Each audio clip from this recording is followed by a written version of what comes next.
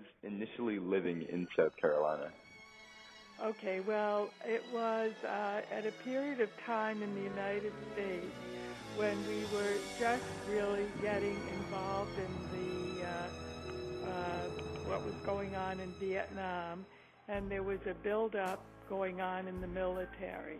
And Grandpa had just finished his internship, and he was drafted into the armed services, and he had a choice of sort of volunteering and going in as a doctor and an officer, or being drafted and going in just to the regular armed services, and he chose to go in as a doctor. Mm-hmm. And as a doctor, he was assigned to the Naval Hospital in Beaufort, South Carolina. Okay, and great. So that's why we went to South Carolina. All right, great. And what organization were you involved in? Or what group were you involved in living in South Carolina? Okay, well, it was very informal. It wasn't a formal group, but what happened when we got there is we learned that the schools which had been segregated up until that time, were going to be integrated in September. We got there at the end of July, early August, and the schools were going to be integrated in September. And there was a group of local people,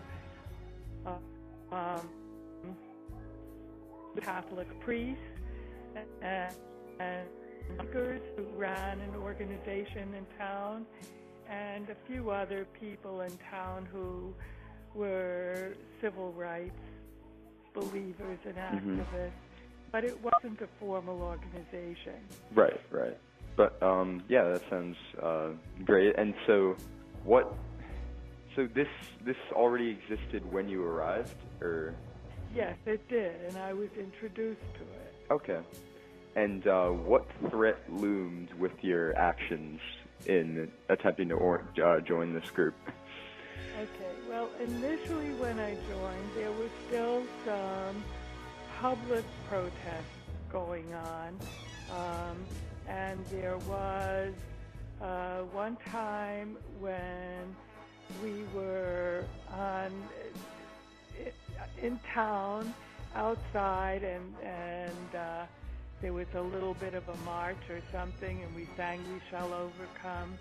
And somehow the word got back to us that the Navy did not like my taking part in any public protests, and that if it continued, that it was possible that Grandpa would be reassigned to a facility in Vietnam. Yeah.